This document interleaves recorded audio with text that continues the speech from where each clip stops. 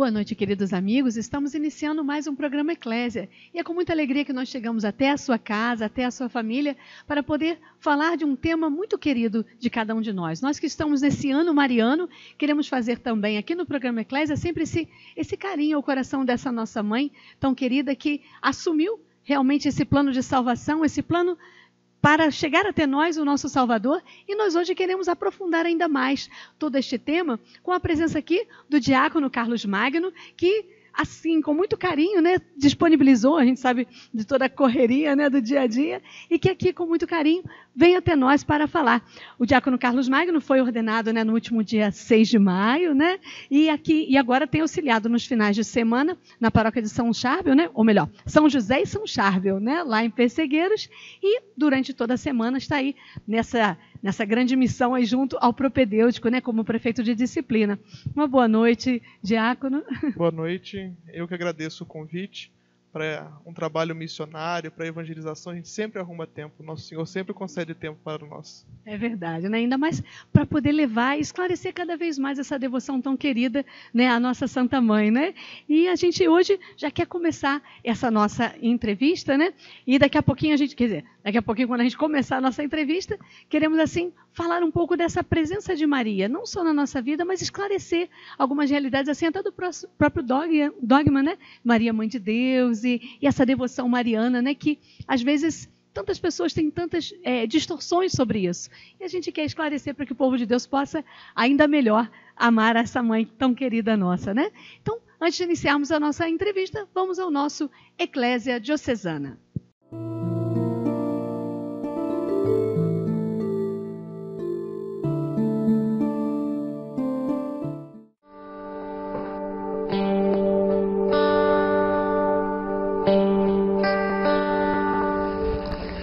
Então hoje estamos começando esse novo quadro do nosso programa, Rostos, Pessoas, Histórias.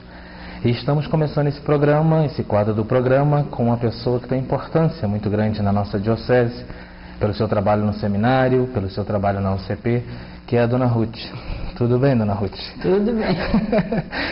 Então, Dona Ruth, a senhora há pouco tempo foi homenageada, né, pelo nosso seminário, foi uma homenagem bonita. Todos esses anos de trabalho, como foram esses anos de trabalho, Dona Ruth, aqui no seminário? Foram muito bons, foram gratificantes, porque quando eu entrei aqui, no seminário não havia nada. Ele estava a ponto de fechar as portas. A inspetora me disse, se você não tivesse entrado, esse seminário não existiria.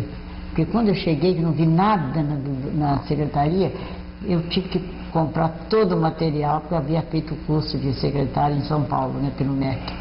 Então, não havia notas, não havia livros, não havia nada. Então, comprei os livros, fiz o regimento escolar, que não havia também. Comecei a transportar as notas, que estavam todas soltas, para organizar um fichário dos antigos alunos, que eram dentro de umas coisinhas no envelope. Ali tinha toda a vida do menino. Mas não tinha documento, não tinha nada. Então eu comecei a comprar as pastas, aí eu parti do zero. E quando a inspetora veio depois, ela falou, graças a Deus que você conseguiu melhorar isso daí. Quer dizer, eu encontrei uma situação que eu não esperava. Um seminário, mas coitado, eles não tinham. Eles faziam qualquer papel e pronto. Eu me admirei que o Dom Veloso tinha uma visão boa das coisas. Mas deixei uma fichinha desse tamanho assim, que está até hoje lá guardada, né? Porque arquivo morto a gente não pode desfazer. Então eu organizei tudo, comecei a comprar os diários de classe, para poder passar a nota e segurar.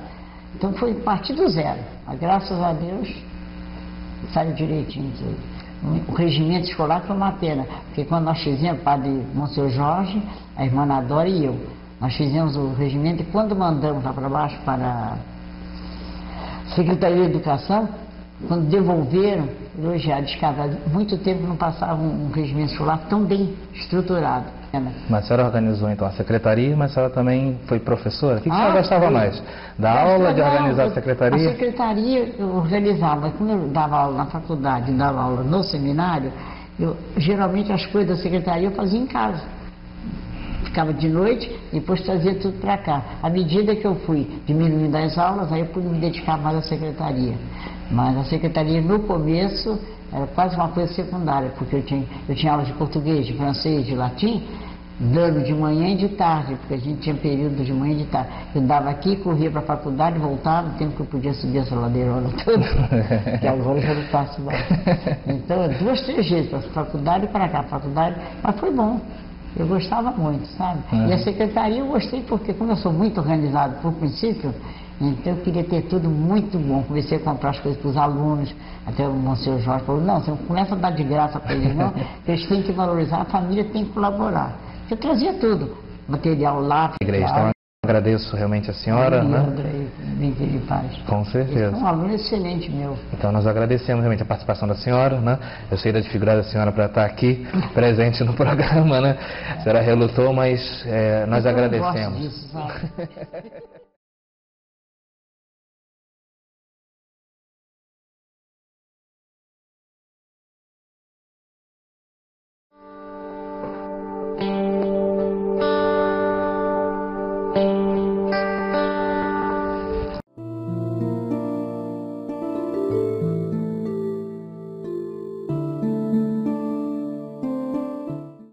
Nós agora vamos iniciar a nossa entrevista nessa noite e estamos aqui então com a presença do diácono Carlos Magno, que com muito carinho, né, com toda essa generosidade de poder aceitar essa missão, né, essa missão, como a gente dizia no início, não, uma missão de esclarecer o povo de Deus cada vez mais sobre a devoção mariana. Nós estamos nesse ano mariano e com muito carinho queremos realmente trazer esse tema da Mãe de Deus. E é justamente essa primeira pergunta, né, que eu quero trazer para você, né? Vou chamar de você, pode ser? Então, a Virgem Maria é verdadeiramente a Mãe de Deus, né? Do Filho do Altíssimo. Essa é realmente algo que trouxe, assim, muitas discussões, né, no início, né, dos primeiros séculos e até o século V, né, quando realmente foi estabelecida essa Theotokos, né? Queria que o senhor falasse um pouquinho dessa realidade de Maria como Mãe de Deus. Quando você me traz essa pergunta, a pergunta que tem que vir por trás e a pergunta que vinha por trás disso, quando os cristãos discutiam sobre isso, era sobre a natureza de Jesus. Se Jesus era verdadeiramente Deus. Se nós afirmamos que Jesus é verdadeiramente Deus, logo a sua mãe é mãe de Deus. Então, no Concílio de Éfeso, no ano de 431, no século V, como vocês disseram, teve essa grande discussão, esse grande concílio, e os padres conciliares discutindo, e chegaram a essa conclusão, né, inspirados pelo Espírito Santo, do dogma do Theotokos, Maria, Mãe de Deus, porque traz essa natureza íntima de Jesus, a união hipostática. Jesus Cristo é verdadeiramente Deus e é verdadeiramente homem. Então este dogma de Maria, como todos os dogmas marianos, reflete a natureza de Jesus. E quando nós vamos assim esclarecendo essas realidades, né, vamos entendendo também que quando nós, católicos, trazemos, né, de maneira especial a Igreja Católica, vai trazendo essa devoção mariana, né, nós vemos então o porquê temos esse carinho com a Mãe de Deus, né? Mãe de Deus e também Mãe Nossa, né? Queria assim que o senhor falasse também um pouquinho sobre isso, né? Mãe de Deus e Mãe Nossa, né? A Igreja, como nossa mãe, né, ela nos ensina que nós devemos ter esse carinho todo especial com Maria, né? A devoção mariana é para nos tornar santo, nos ajuda na nossa busca de santidade. O Concílio Vaticano II nos diz, na Lumen Gentium, que Maria é o modelo da Igreja. E o padre Raniero Cantalamessa, ele tem um livro chamado Maria, Espelho da Igreja. Não espelho como o espelho comum, que nós olhamos e nos vemos refletidos nele, mas um espelho que, ao contemplar Maria, nós vemos aquilo que nós deveríamos ser. Pessoas abertas à vontade de Deus, pessoas que estão disponíveis para realizar essa vontade de Deus em sua vida. E a devoção a Maria não é uma devoção que para nela, mas é uma devoção que leva a Jesus Cristo. Uma devoção que aumenta o nosso amor por Jesus. Verdade. E quando a gente fala de devoção mariana, a gente vê também o nosso querido Papa, ele também sempre, né, hoje vem trazendo, quer dizer, os papas, né, os últimos papas muito marianos, né, podemos dizer assim, e traz até nós diversas devoções, né? Tínhamos aí o Papa João Paulo II, hoje São João Paulo II, né? Que tinha como um dos seus livros de cabeceira, né? O Tratado da Verdadeira Devoção, né? E vemos essa devoção que vai chegando até nós, né? Como que nós podemos assim dizer que essa devoção mariana, ela pode também contribuir conosco, né? Nessa nosso caminho de santidade, né? Como é que ela pode ser essa prática, né, da devoção mariana?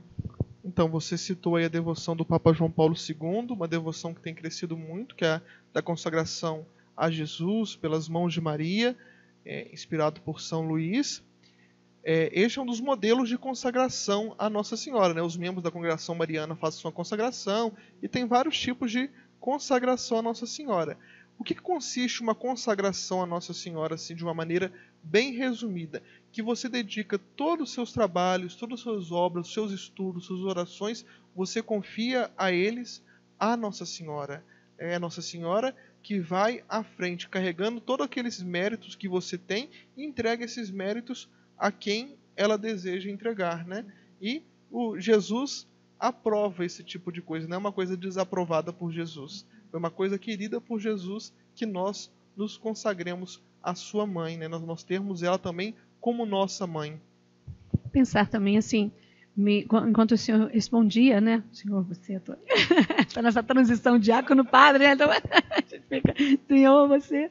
Então, assim, quando a gente pensa um pouco essa devoção mariana, eu lembrava muito das bodas de Caná, né? Pensar em Maria como essa medianeira, né? Dessas graças de Deus que chega, né, até nós. Então, quando nós temos uma prática de devoção mariana, esse extrair de Jesus, né? Essas graças, né? É muito bem lembrado o texto das bodas de Caná, né? Um texto muito amado por nós que amamos Nossa Senhora. E é interessante nós percebermos no Evangelho de João a nova criação com Maria. Se a gente for contando, se você na sua casa agora pegar a Bíblia, começar a ler o Evangelho de João, as bodas de Caná estão no 2º capítulo, você vai perceber quantos dias. Passou um dia, passou 2 dias, passou 3 dias, aí tem a boda de Caná, assim, 3 dias depois, estava Jesus nas bodas em Caná, 6 dias, mas a criação não ficou completa com 6 dias, teve o 7º dia. Esse 7º dia para o João é na cruz. Lá nós temos a nova criação. E quem está aos pés da cruz novamente? É Maria. Ela está ali novamente vendo o vinho da nova aliança, o sangue da nova aliança sendo derramado e sendo a primeira a ver esse sangue derramado. Então, como nas bodas em Canaã ela viu a água sendo transformada em vinho, ela vê a 7ª talha, que é Jesus, a completude, a perfeição, novamente ali na cruz, né? Então, ela que pediu ao seu filho, né, transforma essa água em vinho, o vinho que simboliza a alegria na mentalidade bíblica, ela pede sempre para nós, para que Jesus sempre derrame este vinho da alegria, este sangue sobre nós, porque somente o sangue de Jesus é capaz de nos dar a verdadeira alegria. E quando o Senhor fala, né, dessa realidade, né? Quando Jesus, né, lá, esse sangue e água, né, que saem do seu lado aberto. E a gente pode entender assim também essa contribuição mariana na história, né, na própria salvação, né, ela com seu sim, né, lá o seu sim para a encarnação, o seu sim em cada momento da vida de Jesus também, que vai trazendo também até nós. Podíamos falar dessa contribuição de Maria na salvação? Sim, sim. Eu não vou me alongar aqui em outras correntes teológicas, mas também no tempo da patrística, nos primeiros anos após a paixão e morte de Jesus, os primeiros séculos, teve uma controvérsia também com Pelágio. O pelagianismo ele vai falar o quê? Que nós, pelas nossas próprias forças, podemos alcançar a salvação, né? Ele nega a graça. E tem uma outra corrente que vai falar que não precisa do nosso esforço, né? A corrente do quietismo, do molinismo, que não precisa do nosso esforço, que Deus faz tudo sozinho. Nenhuma das duas representa a mentalidade católica, a mentalidade da igreja. Qual que é a nossa mentalidade? Deus oferece a graça e nós cooperamos com a graça, né? Lembra aqui do Papa Bento XVI que o lema do seu, quando ele assumiu o pontificado, foi cooperador da verdade. Então, nós cooperamos com a verdade, nós cooperamos com a graça. Jesus poderia ter vindo de outro modo, Deus Pai poderia ter escolhido? Poderia, mas ele quis contar com Maria, e Maria, com sua generosidade, com seu coração aberto ao projeto da salvação, ela deu o seu sim, e o sim dela cooperou para a nossa salvação. Santo Irineu, já no primeiro século, ele fala do novo Adão, que é Cristo, inspirado pela carta aos Hebreus, mas ele também fala da nova Eva, que é Maria. Aquilo que nós perdemos por causa do pecado dos nossos primeiros pais no paraíso, por causa de Eva também, né? Maria reconquistou. Eva foi a desobediente, Maria foi a obediente e aberta à vontade de Deus.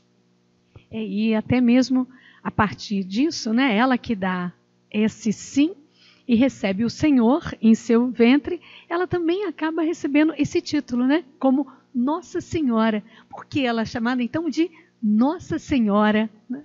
Então, como eu disse, assim, tudo que nós falamos de Maria é expressão daquilo que Jesus é. É o bendito, o fruto do ventre dela. O título Senhor, se a gente pegar a Bíblia em grego, é Kyrios.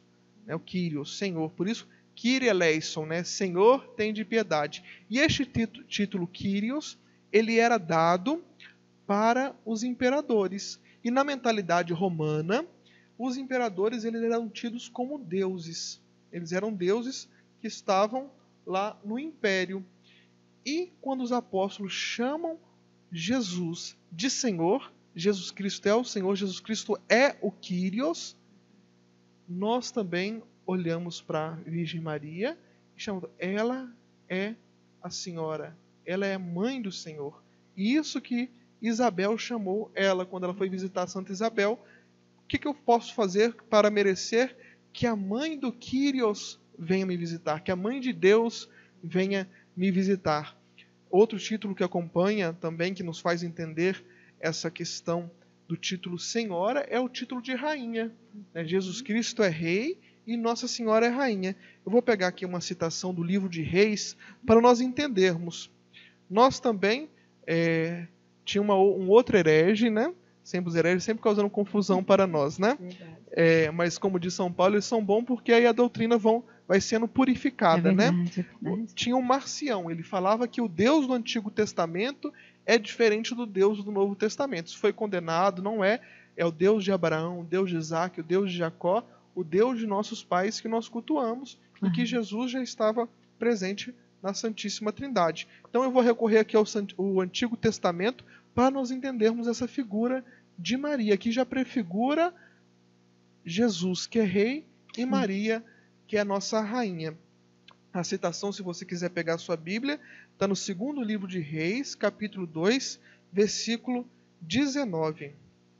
Betsabeia, que era mãe do rei Salomão, o grande rei Salomão, foi à presença do rei Salomão para lhe falar de Adonias.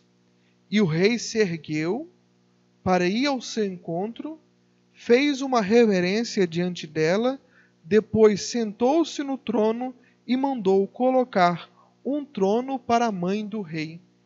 E ela sentou-se à sua direita. Por isso que nós falamos que Nossa Senhora está sentada à direita de Jesus. Sim. Então, dentro da mentalidade aqui do livro dos reis da descendência de Davi, o que nós percebemos? Essa figura da mãe rainha, ela aparece 20 vezes no Antigo Testamento. Os reis, eles tinham várias esposas, né? Então, como escolher uma para ser rainha? Ele não escolhia. Então, quem que ele escolhia para reinar junto com ele? A sua mãe. E Maria é descendente de Davi. Então, toda essa mentalidade da monarquia, ela pode e deve ser aplicada a Jesus, que é rei, e a sua mãe Maria, que é rainha. Mas um rei e uma rainha muito diferente. Não viveram em palácios, né? Não tinham uma vida luxuosa, mas reinavam porque cumpriam plenamente a vontade do Pai. Uma outra passagem aqui, que talvez, meus irmãos, vocês já tenham escutado, que os nossos irmãozinhos, quando querem nos atacar, usam muito, é aquela quando Maria e seus irmãos chegam perto da comunidade e falam assim, Jesus, sua mãe e seus irmãos estão aí. Falam assim, quem é minha mãe e quem é meus irmãos, senão aqueles que fazem a vontade do Pai? nós não podemos entender esse texto como um rebaixamento de Nossa Senhora, né? Olha, ele deu desculpa a palavra, deu um fora em Nossa Senhora. Não foi isso. Na verdade, ele está nos elevando à dignidade de seus irmãos e sua mãe. Nós, para sermos irmãos de Jesus, não precisamos ter o mesmo sangue do que ele. Não é uma mentalidade judaica, né, que a salvação vem pelo sangue, né, e o cumprimento da lei, mas principalmente por causa da descendência, né, mas uma salvação que vem pela obediência ao Pai, pela vontade do Pai. E Nossa Senhora foi aquela que acreditou e fez, né, faça-se em mim segundo a vossa vontade, segundo a vossa palavra. Então, Maria, neste momento, ela não foi rebaixada, ela foi elevada. Verdade. E o Senhor que faz até esse convite, né? Aqueles que quiserem ser minha mãe, meus irmãos, né? Façam a vontade do meu pai, né? Quer dizer, imitar essa mãe. Como o senhor falava dessa imitação, né, da mãe, né? Ela que é espelho, espelho a ser imitado, né? Então isso é importante. Temos mais alguma pergunta? Não? Só dizer um pouco mais, né, dessa questão de Maria. Sim. O Papa Francisco, quando esteve no Egito, né, você citou ele aqui, ele falou que Maria não é uma santinha que a gente troca favores, né? Ela é muito mais do que isso. Nós devemos fazer oração de petição, sim, fazer oração de pedidos, mas ela é modelo de vida espiritual. O Papa Francisco falou isso para nós. Porque a dinâmica da vida cristã não é uma dinâmica de troca, onde a vida vai acabar nessa terra, então o mais importante que eu tenho para pedir é que meu filho passe uma faculdade, ou que eu compre um carro novo, esses favorzinhos que a gente reza e pede. O que nós vamos pedir é uma coisa muito mais ampla, muito maior, que é a santidade, que é uma vida espiritual saudável para nós chegarmos à salvação. Este é o grande presente de Maria para nós. E ela é modelo de vida espiritual. Lembro aqui de São Maximiano Maria Kolbe, que fala que nós devemos ser in persona Maria. Nós temos costume de escutar que o padre é in persona Christi, né? Ele age na pessoa de Cristo. Por que Maximiano Maria Kolbe falou isso, né? Um grande santo, depois vocês podem pesquisar mais sobre ele, porque em Maria nós vemos plenamente o modelo de santidade. Ao contemplarmos Maria, nós entendemos o que é ser santo. O que é ser santo? É ser humilde, estar aberto à vontade do Pai, fazer tudo com discrição. Nossa Senhora viveu uma vida oculta, né? Se ela aparece no Novo Testamento é umas 5, 6 vezes no máximo, né? Então, mas mesmo assim, ela é muito exaltada. Por quê? Tudo o que ela fez com perfeição. Se nós analisarmos a primeira coisa, uma das primeiras coisas que Nossa Senhora fala nas Sagradas Escrituras, e uma das últimas coisas que ela fala, ela começa assim: faça-se em mim segundo a tua palavra, a tua vontade. E uma das últimas palavras de Nossa Senhora foi nas bodas em Canaã. Palavras relatadas, né, pelo texto bíblico. Fazei tudo o que ele vos disser. Então, Maria é isso. Ela nos aponta para a vontade do Pai. Ela quer que nós sejamos santos. Um dos perigos dessas devoções, quando elas não são aprofundadas, é que nós corremos um risco de pegar uma roupagem de devoção, né, com seus gestos, seus instrumentários exteriores, e não aprofundar essa configuração com Maria, para com Maria parecermos com Jesus Cristo, né? E qual é a imagem que o cristão deve passar? As únicas marcas, né, as únicas obras, né, que vão para o céu são as marcas da paixão, que Jesus leva com a sua ressurreição, que são as santas chagas. Então, se nós queremos nos configurar com Cristo e, através dele, também nos configurar a sua mãe Maria Santíssima, o que nós devemos trazer também essas marcas da paixão. Maria nos ensina a confiarmos, né? Santa Teresinha do Menino Jesus disse que quem aprendeu a confiar, aprendeu tudo. E Nossa Senhora é aquela que confiou plenamente no Senhor. Quando o anjo anuncia para ela que ela vai ser a mãe do Salvador, ela não fala assim: isso vai acontecer, não vai, eu não quero. Ela só pergunta como isso vai acontecer. Ela sabe que vai acontecer. Como isso vai acontecer? Né? Então, muitas vezes na nossa vida espiritual também acontece isso, já que ela é modelo de vida espiritual. Nós não sabemos como as coisas vão acontecer, mas quem aprendeu a confiar, aprendeu tudo. Nós temos um Pai que não se esquece de nós. E este Pai quis dar, através de Jesus, na cruz, Maria como nossa mãe. Ali o apóstolo João estava simbolizando toda a igreja. E aí também, meus irmãos, na cruz, nós temos uma resposta se Jesus tinha outros irmãos de carne ou não, porque é uma polêmica também essa questão da virgindade de Nossa Senhora, e nós cremos que ela era virgem. Se Jesus tivesse outros irmãos de carne, pela lei, estes outros irmãos cuidariam dela. Não precisaria dele confiar o cuidado, a guarda da sua mãe para um discípulo novo. João, ali aos pés da cruz, era um discípulo novo. Ele poderia ter deixado com outro irmão de carne, se ele tivesse. Então aqui nós vemos também uma comprovação bíblica que Jesus não tinha irmãos de sangue.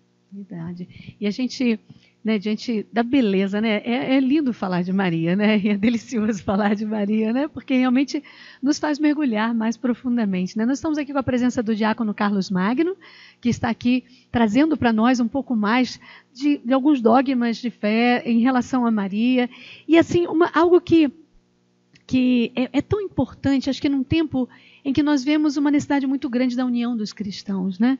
Então, assim, para nós aqui no programa Eclésia, muito mais do que dizer da nossa doutrina, é poder trabalhar para que sejamos um, né? E que realmente essas coisas que às vezes ficam distorcidas, né, possam realmente ser esclarecidas, para que aqui no Brasil especialmente, né, nós possamos ter uma unidade entre os cristãos que passe também com todo o respeito por essa Mãe Santíssima, né, que nos foi dada, e que eu acho que é bem importante esse esclarecimento para que não sejamos mais apenas, tenhamos alguns títulos, né, como de idolatria ou algumas coisas assim. Eu acho que isso é tão importante, né, a gente esclarecer ao povo de Deus, né?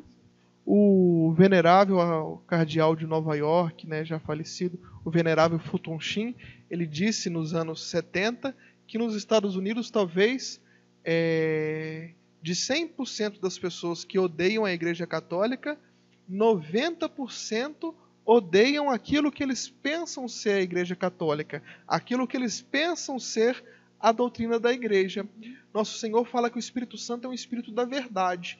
Então, para que nós tenhamos uma verdadeira unidade, é necessário a verdade. Lembro aqui agora, já que você citou a questão da idolatria, uma comparação que o nosso bispo Dom Gregório fez na Jornada Diocesana da Juventude no ano de 2015, a primeira jornada diocesana lá no centro de Petrópolis. Ele perguntando aos jovens assim: alguém já escutou algum bispo, padre, diácono, seminarista, leigos consagrados, pessoas com formação, falar que nós devemos idolatrar Nossa Senhora? Aí os jovens responderam: não, vocês escutaram que Nossa Senhora é uma deusa, que ela é Deus, que tem que ocupar o lugar de Deus? Aí o pessoal falou assim: não, então quem está falando isso não está a serviço da verdade. Quem está falando isso é um mentiroso. E não é eu que estou falando isso, né? As Sagradas Escrituras diz, lá nas cartas de São João, que o pai da mentira é Satanás. E ele, que foi colocado uma inimizade contra a senhora, ele quer espalhar essas mentiras sobre ela. Então nós, como apóstolos da verdade, apóstolos de Jesus Cristo, nós temos que começar a desfazer esses mitos, né, para que essa verdade ela prevaleça. Sem dúvida, né? E os filhos de Deus possam se unir, né? Se unir. E isso aqui que realmente é importante, né, na nossa vivência, para que possamos dar testemunho para o mundo, né? E que somos um, né? Então isso é muito importante, né? Se você olha a história da teologia, nós temos a primeira separação, o primeiro cisma em 1054 com os ortodoxos. E eles cultuam Nossa Senhora, eles veneram Nossa Senhora, chama a Santíssima. Durante a Divina Liturgia, que é a missa deles, eles têm muito mais invocações a Nossa Senhora do que a nossa liturgia. Depois, com o cisma do Ocidente, com Lutero, Zwingli, né, os irmãos Wesley, os metodistas, Calvino, todos esses reformadores, todos eles têm menos preconceito com Nossa Senhora do que esses irmãos nossos mais novos, né, que perderam a sua referência de tradição, a sua reverência teológica, né? Eu tenho um amigo de faculdade que ele é calvinista e ele me partilhava isso, né? Que essa tradição dos reformados sobre qual que é o papel que Nossa Senhora ocupa no corpo da teologia reformada. Então, com muito diálogo, com muito respeito, mas também imbuídos, né, revestidos da verdade, nós devemos estabelecer esse diálogo sim, porque a oração sacerdotal de Jesus foi para que todos sejam um, como eu e o Pai somos um, né? Esse é um desejo de Jesus, a unidade é um desejo de Jesus Cristo. Verdade, né? E assim, com muito carinho mesmo, né, que trago essa temática, porque sei que muitos irmãos, né, também, irmãos de outras denominações, assistem também o programa Eclésia, né, e o quanto realmente, né, queremos lutar para que cada vez mais sejamos um, né, e cada vez mais aquilo que nos une possa realmente nos unir, né, e aquilo que muitas vezes vem como mentiras mesmo para dividir a cada um de nós, irmãos, possa ser esclarecido e possamos realmente ser essa igreja de Cristo, né, que vai levando a verdade, né, ao mundo, a verdade da salvação, né? Queria, assim, nesses últimos minutos, né, que temos ainda dessa entrevista, falar de Maria na sua vida, né? Porque eu acho que é sempre muito importante, né? A gente que fala de Maria, porque realmente o coração incendeia quando fala dessa mãe, né? Então, assim, falar um pouco de Maria na sua história, na sua vocação, né, na sua vida, já que caminha aí para o sacerdócio, né, que já estamos aí no diaconato, falar um pouquinho de Maria na sua vida. Eu sou do interior de Minas Gerais, né, da cidade de Muriaé. Então, meus avós maternos são circenses, né, eram de circo, e meus avós paternos trabalhavam na zona rural. Então, essa figura de Maria na cultura popular, né, a gente foi crescendo vendo as minhas avós rezando o terço, a minha mãe rezando o terço. Nasci em uma paróquia, a paróquia dedicada a Nossa Senhora Aparecida. Então, todos os anos aqueles novenários lotados de pessoas, né, pagando as promessas, rezando, agradecendo a Nossa Senhora por seu auxílio. As festas do dia 12 de outubro, a minha paróquia tinha 6, 7 missas por dia, vendo aquela igreja lotada. Isso fortalecia a minha vocação, e isso cada dia mais ia confirmando a minha vocação. Eu quero me entregar como Maria, né? Maria é a mãe dos vocacionados e modelo também para os vocacionados. E quando a gente vai aprofundando mesmo a questão de Nossa Senhora, não basta, né, meus irmãos, ter uma imagenzinha de Nossa Senhora em casa, ir uma vez por ano em Aparecida, isso tudo é bom, mas nós devemos o quê? Ter aquela fidelidade, por exemplo, do terço diário, né? Ou uma ou outra devoção mariana, mas principalmente a questão do terço, porque o rosário, né, principalmente, ele foi um meio de evangelização durante muitos anos. As pessoas não sabiam ler, né? A grande maioria da população não sabiam ler. Não tinha como a igreja dar a Bíblia na mão de todo mundo e falar assim, agora vai ler. Não tinha. Então, quando a população foi aumentando a sua cultura, sua educação, a igreja passou a fazer isso. Mas sempre aqueles que eram estudados tinham acesso às escrituras, né? A igreja nunca restringiu o uso das escrituras. Mas para aqueles que não sabiam ler, né, o que a igreja fazia? Fazia imagens, fazia vitrais, onde contava a história dos santos e principalmente a história da salvação, através da via sacra, através do presépio. E o rosário é isso. Você não medita os mistérios da vida de Maria. Os mistérios são meditações da vida de Jesus, né? O nascimento de Jesus, a visita de Nossa Senhora, sua prima Santa Isabel, o nascimento, depois nos mistérios dolorosos, né? Jesus sofrendo no Horto das Oliveiras, carregando a sua cruz, os mistérios gozosos, né? A ascensão ao céu, o batismo de Jesus nos luminosos. Então, o rosário é para isso, para nós adentrarmos nesses mistérios de Jesus, né? Então, a importância da oração do terço diário. Que façamos um propósito nesse ano mariano de voltar a essas práticas, né? Um terço bem rezado, ele não passa de 20 minutos. Precisa se alongar demais. Então é o tempo que você ficou na fila do banco, é o tempo que você está indo da sua casa para o trabalho, é o tempo que você está numa fila de espera, é o tempo que você ficou, em vez de ficar 2 horas mexendo nos meios de comunicação social, né, vendo a novela, no Facebook, WhatsApp, em vez de ficar 2 horas, fique 1h40 e dá para rezar o terço, né? Nós temos que ter essa vida de oração, essa intimidade com Jesus através de Maria, que esse é o desejo do coração dela. Se nós queremos alegrar o coração de Maria, nós temos que buscar a santidade. Não há outra forma de consolar o coração dela que sofre tantos ultrajes, né? O coração de Cristo sofre tantos ultrajes, a não ser esse coração completamente devotado por eles. Claro. Esse coração completamente entregue a eles. E na minha vocação, ela me ensinou a isso. Em um dos momentos, né, que a gente chama no seminário de crise vocacional, quando a gente se confronta conosco mesmo, com a realidade, para saber se é isso mesmo que Deus quer da minha vida, eu olhei para Maria e vi que não há vocação sem cruz. Sim. É como diz São João Paulo II. Não há amor sem renúncia. Com Maria nós aprendemos que toda dor por amor a Jesus vale a pena. Então, talvez tenha algum jovem que queira entrar no seminário, algum leigo que queira se consagrar numa comunidade, alguma menina que queira entrar num convento e se pergunte, e os sofrimentos? O que eu estou abrindo mão? Maria não perguntou isso. Maria falou sim. Por mais dolorido e sofrido que esse sim possa ter sido para ela, e foi, porque a profecia foi que uma espada de dor ia transpassar o coração dela, e alguns santos falam que aquilo que Jesus sofria na carne, ela sofria na alma.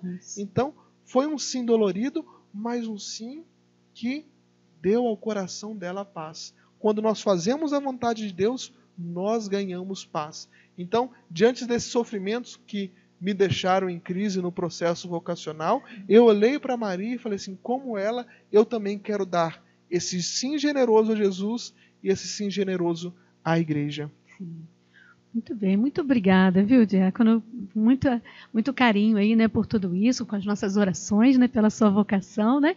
E a gente para então por aqui, um instante, e daqui a pouco a gente volta só para essa mensagem final e vamos então ao nosso quadro Aconteceu.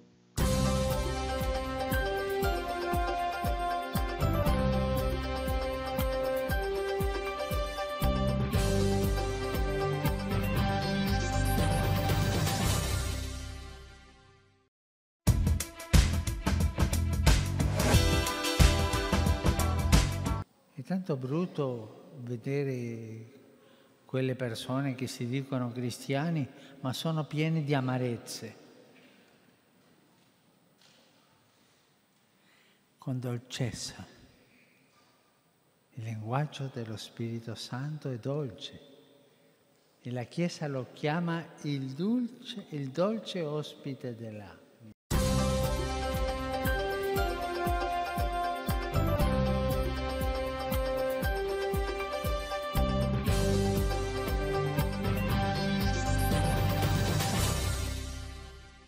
La Chiesa lo chiama il dolce ospite del cuore. E qui, ma in un cuore chiuso non può entrare. E dove si comprano le chiavi per aprire il cuore? No, è un dono anche quello. È un dono di Dio. E Signore, aprimi il cuore perché entri lo Spirito e mi faccia capire che Gesù è il Signore. E questo è il cammino della nostra conversione quotidiana. Passare da uno stato di vita mondano, tranquillo, senza rischi, cattolico, sì, ma così è tiepido, a uno stato di vita del vero annuncio di Gesù Cristo, alla gioia dell'annuncio di Cristo. Passare di una religiosità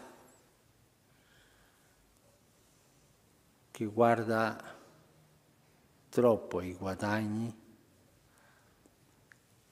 alla fede e alla proclamazione Gesù è il Signore.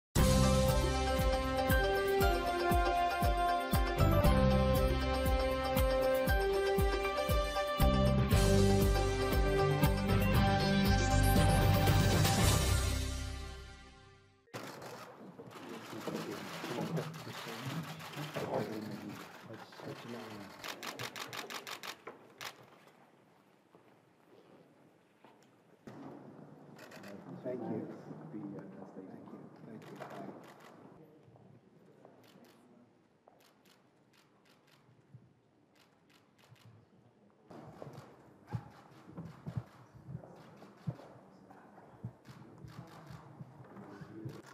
very welcome. Thank you, Mr. President.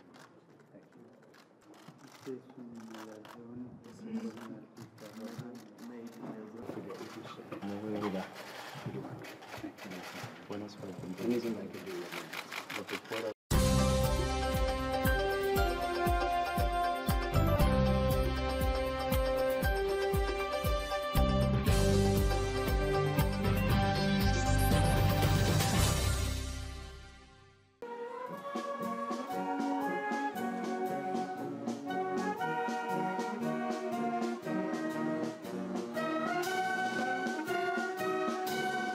Dio camminerà con noi sempre, sempre, anche nei momenti più dolorosi, anche nei momenti più brutti, anche nei momenti della sconfitta. Lì è il Signore e questa è la nostra speranza.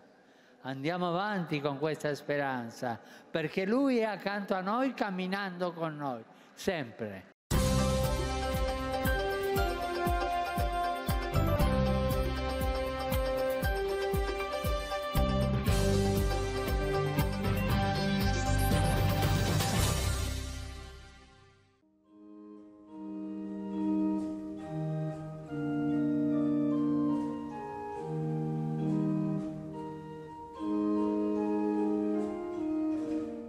Pregare, guardare il cielo, perché Lui è per intercedere lì. Lui intercede per noi e poi andare in missione. Cioè, non vuol dire che tutti devono andare all'estero. Andare in missione è vivere e dare testimonianza del Vangelo e fare sapere alla gente come è Gesù. E questo con la testimonianza e con la parola, perché se io dico come Gesù e come la vita cristiana e vivo come un pagano, quello non serve. La missione non va.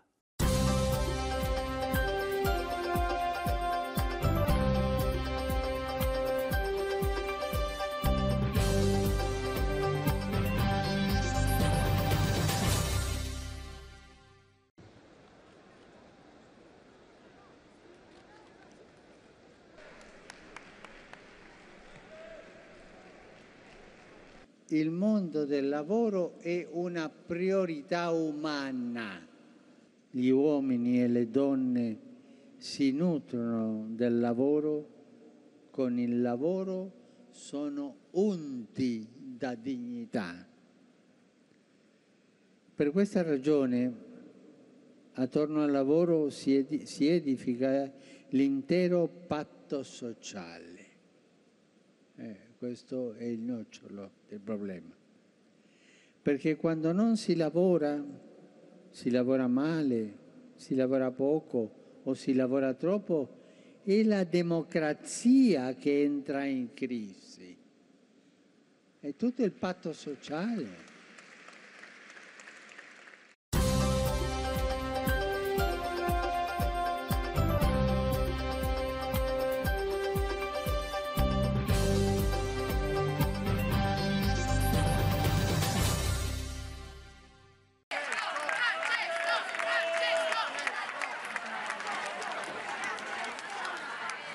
Il Vangelo non può essere rinchiuso e sigillato, perché l'amore di Dio è dinamico e vuole raggiungere tutti, andare nel mondo col Signore. Questa è la nostra identità.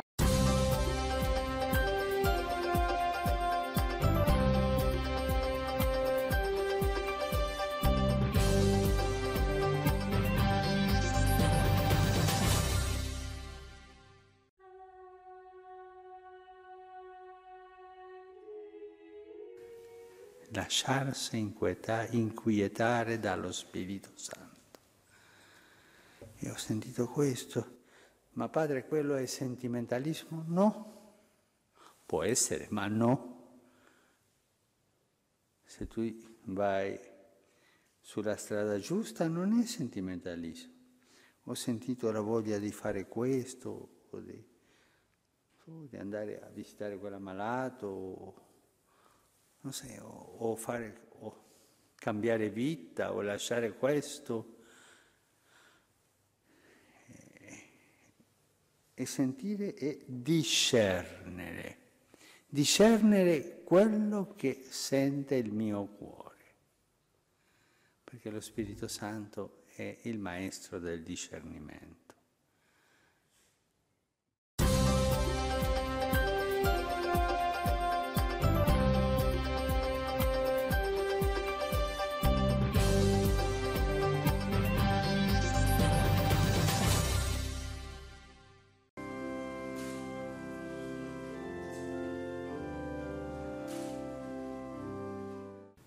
Preghiamo per i pastori, per i nostri pastori.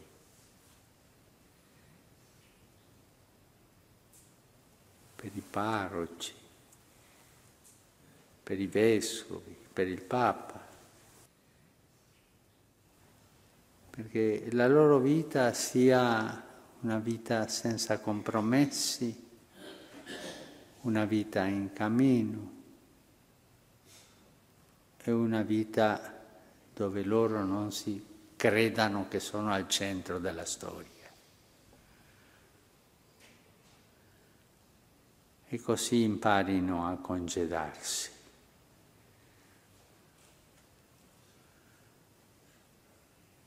Preghiamo per i nostri pastori.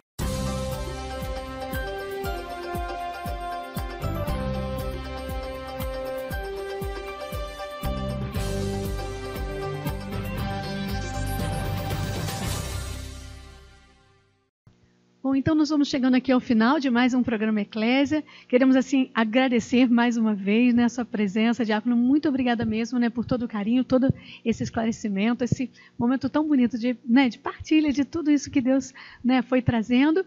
E queria, assim, que deixasse, assim, o senhor deixasse uma mensagem final, né, para o nosso povo que está em casa, antes da bênção também, né? Deus deixasse essa mensagem final e também algum convite, né, para o seminário, alguma realidade assim que queira dizer. Nosso seminário tem como padroeira Nossa Senhora do Amor Divino, essa imagem belíssima que está aqui do nosso lado. E a vocação, os padres não caem do céu, eles têm que passar pelo seminário. Padre de carne e osso, ele tem que estudar, tem que rezar, tem que se alimentar, tem que pagar a faculdade.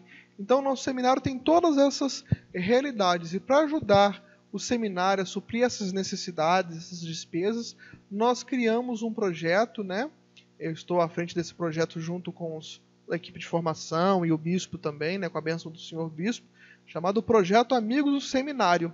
O nosso seminário, quem já passou aqui na estrada União Indústria 3441, no bairro Correias, viu que o nosso seminário é rosa, róseo, né? Por quê? Porque Dom Sintra, o primeiro bispo da diocese, queria que ele fosse rosa porque era uma rosa oferecida para Nossa Senhora. Então, o lema desse projeto Amigos do Seminário é uma rosa para Nossa Senhora. Então, a cada pessoa que se cadastra nesse projeto, né, se você quiser se cadastrar, no site da diocese já tem um link de formulário online onde você pode fazer sua inscrição. Você pode ligar para o nosso seminário, que nós fazemos sua inscrição por telefone, ou entrar em contato conosco através do e-mail amigos@seminario.com.br para fazer sua inscrição.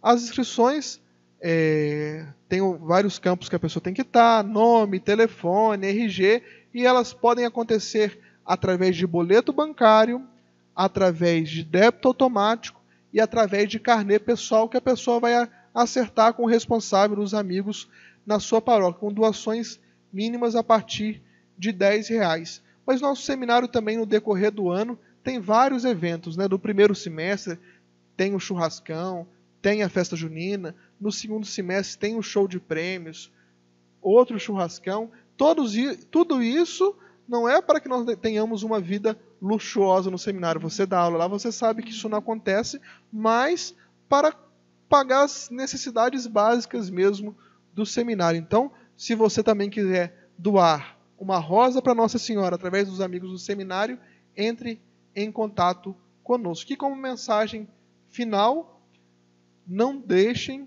de recorrer a Maria. Ontem, um irmãozinho de rua entrou no seminário, estava procurando o padre Francisco, mas o padre Francisco não estava lá.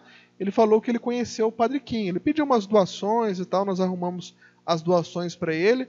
Aí no final, você faz uma oração por mim, diácono? Eu falei assim, eu faço, eu fiz a oração, dei a bênção nele.